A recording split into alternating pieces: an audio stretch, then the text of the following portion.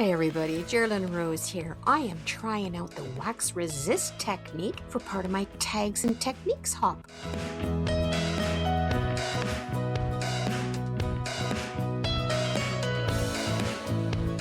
Just a little bit of housekeeping first. Thanks to everybody that is using my affiliate links at Scrap and Stamp and with Altenew. Okay, we're doing the wax resist technique. I have not done this before. I remember melting wax crayons, but not this. So you take wax paper and you sandwich it between two pieces of cardstock, put your iron on its hottest setting, no steam, and you iron it. Now, I thought I had enough with the silicone mats down, but the heat still transferred, and my mat that's underneath, the translucent gray one, yeah, I kind of warped it a little bit. So I'm a little upset over that. And the first impression didn't come out because I didn't crinkle the paper enough. So I gave it a much better crinkle the second time here. And this one I got some impressions off of. But this was after several tries. And I was just like, okay, I got enough. I'm just going to run with it.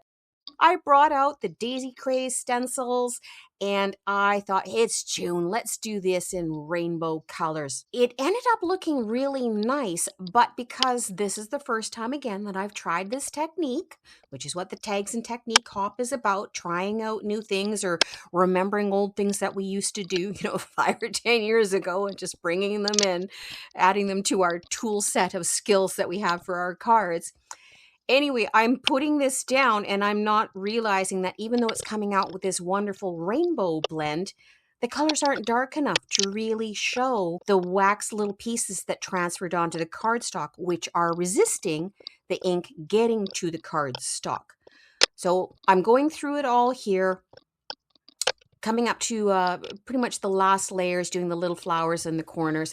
And I'm just putting my rainbow stuff down randomly.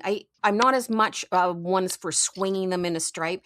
I do like them to blend and create the new colors in between. Just using yellows and oranges for the highlights for the centerpieces though. And then for the bluer ones, I brought back in touches of blue just in the corner so that it would cool those tones out. So the yellows and oranges are warm and the blues and purples lean towards the cool size. So this looks good by itself, but I'm realizing, oh, it doesn't have enough of that wax coming through to highlight it. I decided it might work better as a background panel. Grabbed out a paper towel, wiped off any ink that might have been sitting on top of the wax, and I'm going to diffuse it out further by putting it in my splat box and grabbing some solar sprays, the pink, the green, and the yellow, held them from quite a distance up high, spritzed down on it so that it got everything and started pushing those inks out a little bit and also helped to show a little bit of the wax that was in there. Now, this is the Tags and Technique Hop. The first thing that we really have to do is do a tag and always show that in the hop. Cards are optional, but you're going to want to do a card with it. So this showing me that, hey, I'm writing out the instructions on the back and putting the label on, and there's the previous ones on our ring, and we come in at the end and say, oh, look at how my ring is updated. Look at all the techniques that I've got sitting beside me that I can access as my library. And so I'm just doing the portion for the ring tag itself with Tonic Studios. That was the Rose Garden stencil. Thank you very much, Carrie. So I tried it out. I did do darker colors with it, and then I was like, yeah, I can definitely see more of the effect now. I also took what was left of the panel and I went in with oranges and yellows and pinky purplish tones. I die cut out the Crafty Canucks coneflower with it, with the lighter colors in the back and the darker colors towards the top. Jump to the inside of the card so that had something to put that panel down on. I'm using one of my old Close to My Heart ones for it. I'm doing it in a blotchy ombre with blues and purples and pinks. Then the sub-sentiment on that was from the Altenew Bad Days Happen. I also had one in the corner that was the Close to My Heart Ribbon Warrior in pink.